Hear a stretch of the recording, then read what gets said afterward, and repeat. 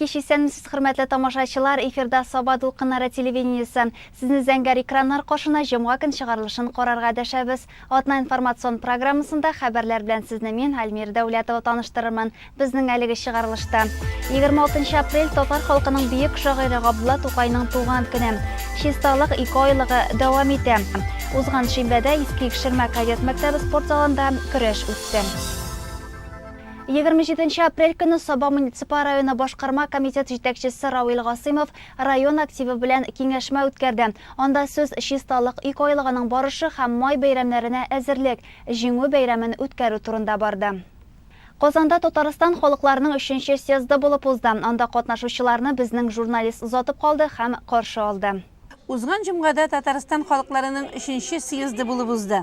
Сөйләшүнең төп максатына килгәндә, ул барлык милләтләр, халыклар һәм җәмгыятьләрне берләштерү, аларның телләрен, мәдәниятен һәм рухи байлыгын үстерүгә ярдәм итү, милләт-ара тынычлык, татулыкны саклау. Съездда безнең районнан 6 делегат. Татарстан Республикасы президенты Рөстәм Миннехановның беренче укытучысы Римма Закирҗанова, башкарма комитет җитәкчесе урынбасары Тахир Шәрәфиев, Шәмәрдән лицей укытучысы Лариса Валиева, Олимп яшьләр балалар спорт мәктәбе директоры Рифат Хисамов, педиатр Эльвира Ибатуллина, Саба урман хуҗалыгыннан инженер-механик Дамир Сафиннар катнашты. Президентның үзендә якташлары буларак съездга безнең районнан сайлаганнар иде. Безнең шу Саба районында да бик күп милләт яши, яшьләр районында бик күп кешеләр яшабыз. Без алар белән бик матур итеп тату яшибез и шайтыр матур итеп яшәргә ни җитә инде менә бу дөньяда. Шуңа күрә барысына мин саулык сәламәтлек телим и матур итеп яшәргә яшисез килешәләр.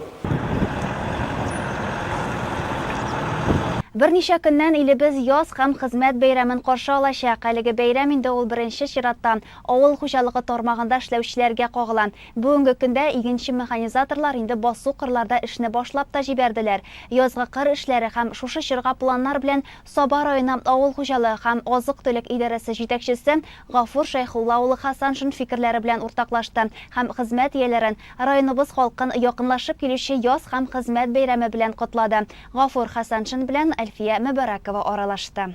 Быел яз игенчеләр өчен бик соңарып килде. Аның өчен инде бик күпләр борчылдылар. Менә сезнең уй фикерләр. Җитешә алырбыз микән Сабан туйларына кадәр менә эшләрне битереп?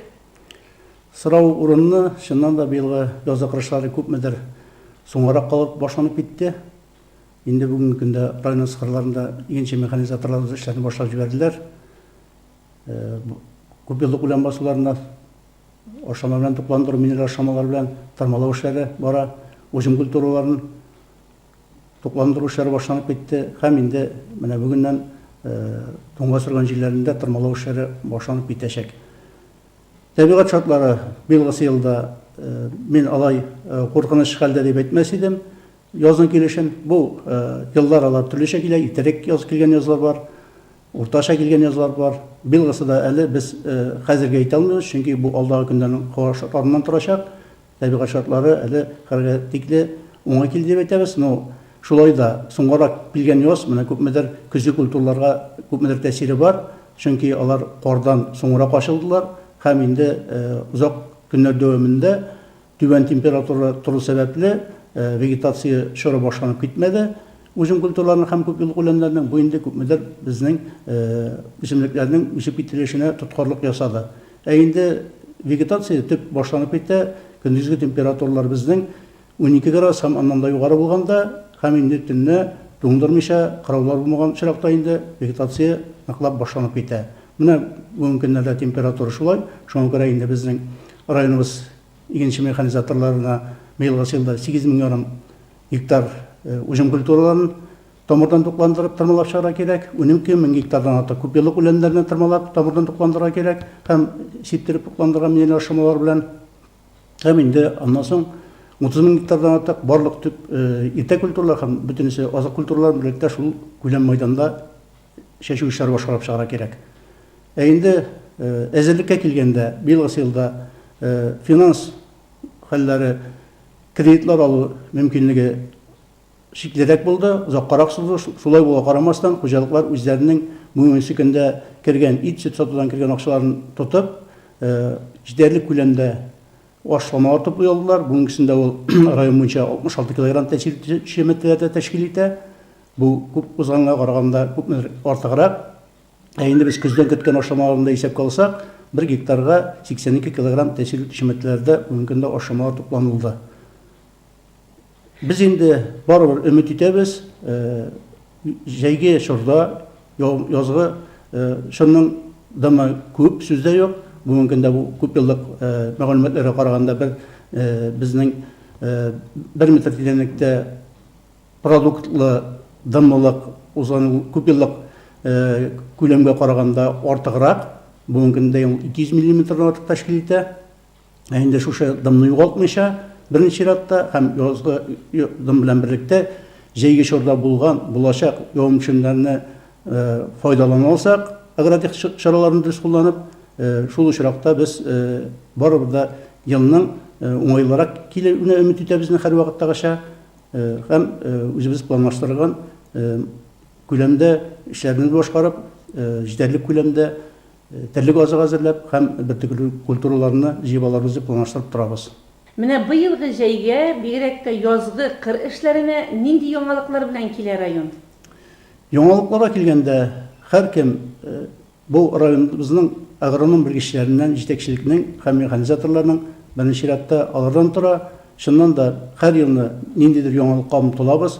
Быелгы елда инде менә мин әйтеп киттем, шушы технологияларның тулылар кулланып, кышкы чорда укыган белемнәребезне кулланып, шуннан да агротехник таләпләрне югарырак дәрәҗәдә үтәү беренче чиратта. Чөнки ул төп шуннан тора. Инде яңалыкларны илешләренә килгәндә, быелгы елда технологиягә туры китереп, төрле микроэлементларны куллану өстәмә рәвештә, аннан соң яфрактан тупландыру үсемлекләрне, яңадан да химик чараларны средства защиты растений дип инде аларның тулы комплексын урлыкларны әзерләүдән башлап, вегетация чорында да авырларга, бөҗәкләргә каршы көрәш һәм өстәмә тупландыруларны күбрәк күләмдә башкаруны күз алдында тотабыз. Без һәр вакыт алда безнең проблемалар бар әле дип сөйләшергә яратабыз. Менә техника мәсьәләсе белән ничегрәк, анысын да сорашыйм әле. Техникалар, авыл хуҗалыгы машиналары безнең сүздә юк. Елдан ел искерә бара. Искерә барса да безнең соңгы елларда алган техникалар югары җитештерүчән, без аларның тулысынча файдаланып та бетер алганыбыз юк. Техникалар искерә баруга карамастан, шушы үзебезнең булган техникалар вакытында ремонтланып, әзерләнеп куелды. Шул исәпкә без районыбыз территориясында булган мәйданнарында, чит районнар территориясында булган аренда алган җирләрдә дә үз вакытында эшләрне башкарып чыгарга тулы мөмкинлегебез бар. Быелгы елда өстәмә алынды берничә МТЗ-82 тракторы хуҗалыкларга һәм яңа бер чәчү комплексы белән 400 егәрлек ат кишле яңадан бер чәчү комплексы булдырылды. Бу шулай ук безгә мөмкинлек бирәчәк шушы техникаларга килгән авырлыкны киметергә. Шулай ук инде һәрбер хуҗалыкта күпмедер авыл хуҗалыгы машиналарын чәчкечме, тырмамы, шундый яңадан өстәмә агрегатлар безнең булдырылды. Һәм шул исәпкә инде әйткәнемчә агротехник таләпләренә туры китереп бөтен эшне башкарып чыгарга безнең мөмкинлегебез бар. Алдагы көндә 1 май хезмәт һәм май бәйрәме. Менә шушы бәйрәм уңаеннан үзебезнең райондашларыбызны, авыл хуҗалыгында эшләүчеләрне, телевизор караучыларны нинди матур сүзләр белән тәбрикли алырсыз икән? Шуннан да яз инде ул күңелләргә безнең ниндидер җилкенлек алып килә, бөтен эшләрне яз көнне ныклап башлап җибәрәбез, бөтен табигать уянды. Бу мәйданны әйтеп китәсе килә. Безнең игенче механизаторларыбыз ялны белмичә бу көннәрдә басокырларда булачаклар.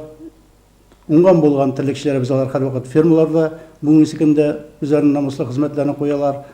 Бердән-бер инде безнең теләгебез, шуннан да без барыбыз да исән сау булып, бу эшләребезне үзебезнең башкара алыбызга торган бурычларны шушы җәйге чорда, җәйләр матур килеп, уңышлы килеп, исән сау башкарып чыгарга, бу эшләрне башкаруда мин барлык үзебезнең игенче механизаторларыбызга, терлекчеләребезгә, белгечләргә, хуҗалык җитәкчеләренә түземлелек сорыйм, аларга тырышлык куеп, бөтен эшләребезне шуннан да без булдыра алабыз дип, бергә-бергә оештырырга һәм хезмәтләрендә зур уңышлар теләп калам.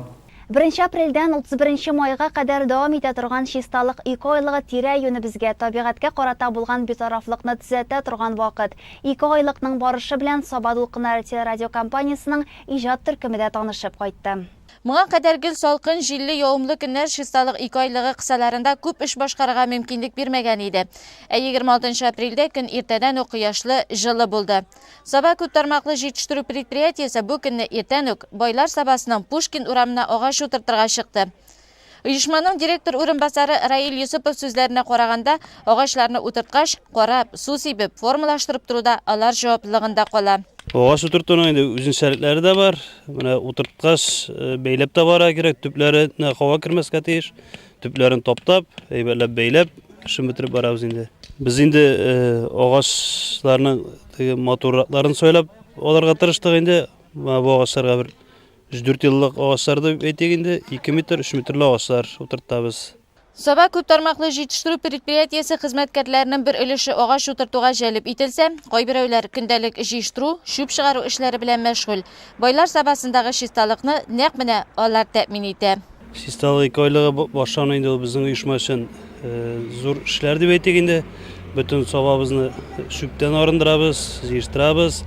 Менә хәзер агач утыртуга тотындык. Бүгенге көндә Пушкин урамында агач утыртабыз, бөтен коллектив белән 60 төп юкә, 60 төп миләш. Республикада шул исәптән Саба районында да тирә-юньне яшелләндерүгә, агач утыртуга зур әһәмият бирелә. Республикада 2011 елдан бирле һәр сезонда агач утырту көне уздырыла. Байлар Сабасында да агач утырту көнендә шактый санда агачлар утыртылачак ди Саба шәһәр җирлеге башлыгы урынбасары Расих Хәсәнов. Дөрестән дә безнең инде менә бүген 26 апрель бийек шагыйребез Тукаебызның туган көне. Шуңа да багышлап инде безнең менә күреп торасыз коммуналь хезмәткәрләр көне ачып җибәрде быелгы сезонны дип әйтергә кирәк. Чөнки агач утырту алар быел менә шушы Пушкин урамының сул ягында, менгәндә сул ягында 175 агач утыртырга тиешләр Алла берсә, уң ягына инде безнең менә торган тротуар булачак референдум акчасына. Бу безнең чисталык инде әле бисмиллаһи беренче көн Ходай Тәгалә шушындый матур көнне бирә. Аннары инде безнең 29 көнне инде Саба шәһәр җирлегендә гомуми бөтен район күләмендәге шикелле инде агач утырту көне булачак. Урысча әйткәндә дин пасаткәләсе безнең инде Шамил Усманова урамындагы теге авышлык елга буена 308 агач утыртылырга тиеш Алла берсә. Аннары безнең 182 агач утыртылырга тиеш. Больниц стоянкасында үткән ел төзегән больниц стоянкасында Чисталык 2 айлыгы барышында барыбыз бердәм көч белән үй хуҗалык тирәләрен, елга һәм инеш буйларын, күпләп ял итү урыннарын тәртипләргә тиешбез.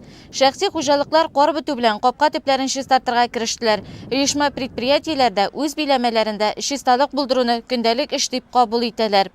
Кар эреп беткән сайын шүпләр чыга бара. Шуңа күрә чисталык 2 айлыгын яшәү рәвеше итеп кабул итәргә дә өйрәнергә кирәк. Саба күп тармаклы җитештерү предприятиесе көндәлек шүп контейнерларын үз вакытында түгә. Контейнер яннары да чиста. Алайда эшлисе эшләр күзгә ташлана. Күп катлы йортлар янында эшеп йөрүче кар астыннан чыккан шүпләр әлегә җыештыруны көтә. Бийек җиңүнең 55 еллыгы урамының өске ягына махсус тукталдык. Мондагы шүпләрне кем ташлаган дигән сорауга биредә яшәүчеләр дип әйтеп булмый. Йортлардан читтәге бу урынны кичке кунаклар ярата икән, тик шүпләрен генә җыештырып китмиләр. Сабадагы урамнарны карап чыкканнан соң, чисталык 2 айлыгы кысаларында башкарылган эшләр күренсә дә, эшлисе эшләр дә шактый күп дигән нәтиҗә ясарга мөмкин. 1986 елның 26 апрелендә Чернобыльдә атом электростанциясе шартлый. Бу фаҗига аның 4нче блогында килеп чыган. Радиация нәтиҗәләрен бетерүдә миле безнең төрле почмакларыннан килгән батыр йөрәкле кешеләр катнаша. Балкыш тернәкләндерү бүлегендә берничә ел рәттән шушы фаҗига нәтиҗәләрен бетерүдә катнашучылар. Аларның һәм 1957 елда Чиләбедә Маяк атом комбинатында килеп чыккан һәлакәт халыкларын юк итүдә үз өлешләрен керткән райондашларыбызның тол хатыннары, атом тышкыраларын сынаучылары ял итә. Мондый куркыныч зоналарда райондашларыбызга да эшләргә туры килә. Шуларның бүген 14-те исән сау. Шәпки Саба авылыннан килеп ял итүче Мирхат абый Мансуров 1957-60 елларда Чиләбе өлкәсенең маяк заводында Теш елгасына радиоактив матдәләр чыгаруда катнашкан. Без килгәндә Мирхат абый Казан шифаханәсенә киткән иде. Сабада гомер кичерүче Равил абый Җиһаншин Балкыш үзәгендә ял иткән. Кызганыч, өенә кайтып китү сәбәпле аннан сораштырып булмады. Без аның бары 1986 елның сентябрь-декабрь айларында Чернобыль шәһәрендә сварщик булып хезмәт иткәнен генә беләбез. Биредә ял итүчеләр арасында техноген зоналарда эшләп, соңыннан авырып вафат булган Гыйлметдин абый Сафинның тол хатыны Наил апа да бар. Гыйлметдин абый 1957-59 елларда бергә хезмәт иткән иптәшләре белән Чернобыль атом станциясендәге җирләрне чистартып, яңа авыл өйләре салып чыкканнар. Миңа Чернобыльдә булган хәлләр турында берни дә сөйләми идем. Анда ниләр эшләгәннәрен белмим дә дип сөйли аның тол хатыны Наил апа. 54 елдан бирле йөрдек. Ул бер армияга китеп кайтты. Ниләр җыелмыйчы, аннары менә шушы маяк калакты инде ул. Маякта 3 ел хезмәт итеп кайтты. Аннан кайткач өйләнештек инде без. Ул вакытта бер нәрсә дә сөйләмәде ул. Ул менә нәрсә сөйләде. Балалар җылаган, армияга киткәндә җылады ул. Минем хезмәт иткән җиргә туры килмәсәләр ярар дип. Бик авыр булгандыр. Ул вакытта бер кеше бер нәрсә сөйләмәде. Менә шушы суынтын пенсиягә чыгасы елны гына чыкты бит инде аларның шартлаганы анда. Маякта 8 кеше алар районнан. Ишесе исән аның хәзер менә монда Мин Әхмәт исән. Җәмбәг исән исмәдеке ул ни теге юлы килгән ул исмәдеке Җәмбәг исемне. Мансур исемле кеше, алар бергә безнең авылда Әдһәм исемлес бар, ул исән. Менә бергә киттеләр алар, бер ишек капкадан чыгып, бергә кайтып керделәр. Ул безгә ай шундый җирдә хезмәт иттек. Менә белгәч әйтте инде ул, без шундый авыр җирдә хезмәт иттек. Безнең менә бу төшкә каптырып кертәләр, ярты сәгать эшлибезме, 1 сәгать эшлибезме, шунда шлак җыела башлагач чыгарып, киемне сандырып алдылар. Жандыралар иде безгә икенче кием киендерәләр, жуындырып дип. 2 авыл шартлаганнан соң чистарттык та шул 2 авылны каядыр ераграк күчереп йорт салдык дип. Йорт салдык, мин анда күп вакыт маляр язуында да маляр инде ул. Мин маляр булып эшләдем дип. 2 авыл салдык без диде. Бу инде больницада ятты. Санаторияларга да күп йөрде ул, Казанга да, Крутушкага да барды. Аннары айрымаларның Гагарин урамында айрым үзләренеке бар, шундый кешеләрнең санаториясе. Балаларыбыз бар, 3 малайыбыз бар. Икесе Казанда, берсе милиция да зуррак кеше булып пенсиягә чыкты инде 45 яшеннән. Икенчесе төрле эштә йөри, Казанда да жанда малайым бар, Ринат исемле, килинем бар, Рима исемле. Шулар белән торам. 2 нагыбыз бар. Берсе Арчада укый, икенче елы. Бер нагыбыз Казанда медсестра булып эшли. 26 апрельдә Наил апа 82 яшен тутырды. Бәйрәме белән котлап аңа чәчәк бәйләмнәре дә тапшырдылар. Радиация зоналары мәҗбүри рәвештә кешеләрнең гомерен өзгән, сыкранулы, газаплы авыруларга дучар иткән. Бүген алар чын каһарманнар булып санала. Ял итү, начар уйлардан арынып тору мөмкинлеге биргән өчен алар Балкыш тернәкләндерү үзәгенә зур рәхмәтле. 26 апрель татар халкының бийек шагыйре Габдулла Тукайның туган көне. Бу көнне республикада шигырь бәйрәме үтә. Габдулла Тукай исемендәге дәүләт премиясына лаек булучылар игълан ителә. Һәр мәктәптә, һәр мәдәният учагында үткән чаралар безнең шагыйрь иҗатына тагын бер мәртәбә якынайта. Саба район мәдәният йортында мәдәният, китапханә, сәнгать мәктәбе коллективлары әзерләгән чараны карау өчен мәктәп укучылары чакырылган иде. Быелгы бәйрәм үзенчәлекле. Сәхнә тулы шагыйрь Габдулла Тукай әсәрләрендәге персонажлар үз рольләрен башкардылар. Су анасы карак малайны куа. Бар атка утырып шагыйрь Казанга китеп бара. Кәҗә белән сарык капшык асып юлга чыкканнар. Аларның костюмнарын күргәч үк балалар кайсы герой икәнен танып алдылар. Бездә инде мәдәният бүлеге йорты хезмәткәрләре ел сайын бер яңа юлларын инде күңел итеп үткәрергә үзләргә тырышабыз. Быел менә туктадык музей төбендә инде. Музейда булган восковая фигура шикелле менә шулай итеп үткәрергә булдык. Матур килеп чыкты дип уйлыйм инде. Моны үткәрүдә музыкаль школа һәм мәдәният йорты бергә кулга култырышу эшләделәр инде. Аның иҗаты бик киң. Һәм мактауга, игътибарга ихтирама лаек шәхесебез. bir елны да калдырасы түгел, чөнки киләчәк буынга тәрбия бирә торган галәмәт үтемле шигырьләр, поэмалар язып калдырган Тукайыбыз инде, аны без һәр вакытта менә елдан-ел киләсе буынга тәрбия өммәтеннән булса да, без мондый чараларны ел сайын үткәреп киләчәкбез, Алла бирсә инде.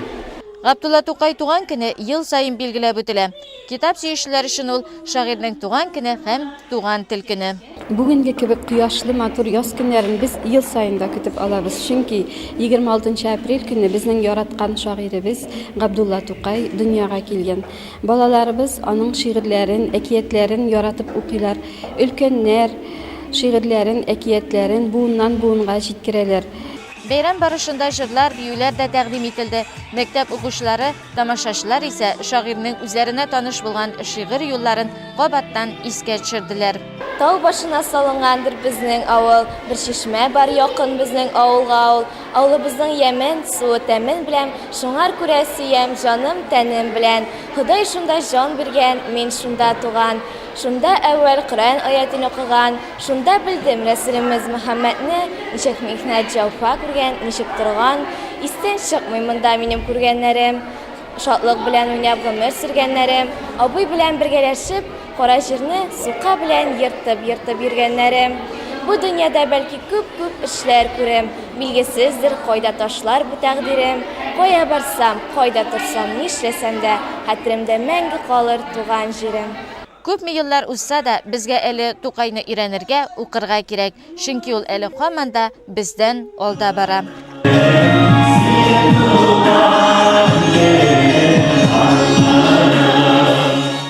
Бөек шагыйребез Тукай туган көне Сабан укынар радиосында да үтте. Бу көнне районыбыз мәктәпләрендә белем алучы кызлар, егетләр шагыйрьнең шигырьләрен туры эфирда халыкка сөйләде. Елның бер генә көнендә булса да, без шагыйрь яшәгән чорга кире әйләнеп кайтабыз һәм аның үлемсез иҗатын искә төшереп хәтерләребездә яңартабыз. И туган тел, и матур тел, әткәм, әнкәмнең теле. Бөек шагыйребез Габдулла Тукай әйтеп калдырган бу шигъри юллар милләт җанлы һәр татар кешесен кечкенәдән гомере буена озата бара. Һәм Тукай туган көндә һәркемнең күңелендә олы бәйрәм буларак урын ала. Саба гимназиясе укучылары өчен дә бу шулай. Ул безнең өчен бөек шагыйрь, без аның белән горурланабыз. Без аның бәйрәмнәрен бик көтеп алабыз инде. Ул безнең өчен шундый искитмәле кеше. Нәрсәсе белән? Ул язган шигырьләрне без ятлыйбыз, һәрбер чараларда катнашабыз аның белән. Безнең өчен ул горурлык. Әйдәле акбай, ирен син артаяң берләтер. Аума, тиз утыр, яхшы утыр. Нигә азаплыйсың була син? Мин әле бик кечкенә. Мин туганга бер айлап, ия булыр 3 көнә. Минем өчен Габдулла Тукай ул бик бөек шагыйрь. Мин аның шигырьләрен укып, тормышта дөрес юлларга басам. Менә хәзер дә безнең мәктәптә төрле мероприятиялар үткәрелә. Шигырьләр сөйлибез. Мәсәлән, бүген дә андый шигырь конкурсы үткәрелә. Без анда актив катнашабыз. Минем сайрар җирем урман иде. Анда һәр төрле кызык тулган иде. Мин бу җирдә нигә шатлык күрсәтим? Анда 3 башка шыгым калды ятим. Габдулла Тукай минем өчен бөек шагыйрь. Аны бөтен балалар да беләләр, аның шигырьләрен яратып укыйлар. Әйтәле күбәләк, сөйләшик бергәләп. Бу кадәр күп эчеп, армыйсың син ничек? Ничек соң тормышың, ничек көн күрмешең? Сөйләп бирче тизе, табаласыңмы ризык? Мин торам кырларда, болында, урманда, уйныймын, очамын, якты көн булганда. Укытучылары Хәлимә Нәҗипова да милләтебез йөзе булган шагыйрьнең тормыш юлы, иҗаты, балалар тәрбияләүдә роле зур дип белдерә. Габдулла Тукай, татар халкының бөек шагыйре. Үземне белә башлаганнан бирле мин аның Шүрәле, Су анасы, Кызыклы шәкерт әкиятләрен укып үстем. Һәм менә укытучы буларак, бигрәк тә татар теле һәм әдәбият укытучысы буларак, чынлап та Габдулла Тукайның һәрбер шигъре балаларны өйрәтте, тәрбияли. Мәсәлән, Кызыклы шәкерт хезмәткә өйрәтә. Эш беткәч уйнарга ярый. Шигъре шулай ук хезмәткә өйрәтә. Эшеңне тамамлап куйганнан соң гына уенга чыгарга мөмкин. Габдулла Тукайның тормыш юлы үзе зур тәрбия. Бик кечкенәдән ятим калып, тормыш арбасынан төшеп калмыйча, нинди зур бийек шагыйрь булган бит ул. Һәрбер килгән әти әнисенә әти, әни дип ягымлы итеп эндәшкән, аларга рәхмәтле була белгән һәм әлбәттә хезмәт яраткан, хезмәт сөйгән. Аның ятимлектә үсеп тә югалып калмавы үзе зур тәрбия дияр идем. Чөнки бүгенге көндә, Аллага шөкер, балалар әти-әниле шул хәтле яхшы тормышта яшибез. Мәсәлән, ашханәдә генә дә икешәр мәртәбә ашатабыз. Укучылар җылы ризык белән тәэмин ителгән. Аннан соң уку дигәндә, укыр өчен дә бик күп шартлар булдырылган. Шулай булгач, чагыштырып карарга да һәм әлбәттә Тукайның тормышы иҗатыннан да үзеңә тәрбия, сабак алырга бик мөмкин. Саба дулкыннары радиосында үткән шигырь бәйрәмендә шулай ук Олы Арташ төп һәм Саба сәләтле балалар мәктәпләре укучылары да чыгыш ясады. Авыр тормышта үсеп, аз гына гомере эчендә милләтенә әйтеп бетергесез зур хезмәт күрсәтеп, бүгенге көнгәчә күңелләребездә тарихта яшәгән Габдулла Тукайның язмышы һәркем өчен гыйбрәтле. Ел сайын шагыйрьнең туган көндә аның әдәбиятыбыз, телебез үсешенә керткән өлеше, кечкенә генә тормышында күргән газаплы яшәеше турында искә алына. Бу исә хәзерге вакытта бөтен нәрсәдә җитеш, җайлы булган заманда зур әһәмияткә ия. Хәзерге һәм киләчәк буынга тормыш иминлегенә куанып, һәм телебезне, тарихыбызны тагы да ныклабрак саклап, аны үстереп яшәргә көч һәм этәргеч бирә. Яршаллыда яшәүче иске икшермә эшмәкәре Рамил Миннебаев туган авылында көрәш ярышлары оештыруга спонсорлык итә. Узган шимбәдә иске икшермә кадет мәктәбе спорт залында 2000 елда һәм оннан соңгы елларда туган үсмерләр мәйданда көч сынашты. Бәйгедә районнан Теләшче, Балтач һәм Кукмарадан 13 авырлык категориясе буенча 72 көрәшче катнашты. Рамил абый яшь буынны дөрес юлга кертүгә зур өлеш кертә дип сөйләде яшьләр эшләре һәм спорт бүлеге начальнигы Ирек Гарипов. Икшермә авыл җирлеге башлыгы Нияз Нурмөхәмәтов, кадет мәктәбе интернаты директоры Роберт Гали Әхмәтов та Рамил Миннебаевка зур булышлыгы һәм тырышлыгы өчен рәхмәтләрен белдереп, рәхмәт хаты тапшырдылар. Балачактан көрәш белән мавыккан Рамил абый хәзер яшьләргә шундый мөмкинлек тудыруда ярдәм күрсәтә. Без туып үскәндә көрәш иң төп спорт түрі булгандыр инде ул, ди Рамил абый үзе. Балачактан без көрәшеп үстек. Сабантыйларда үскәч тә гомер буе көрәшеп яшәдем инде. Спортзалда спорт белән дус булып. Бу авылда оештыра башлау нәрсә дип әйтим. Безнең менә бу 90 еллардан соң бит инде эшсезлектән, авыр вакытлар булгач,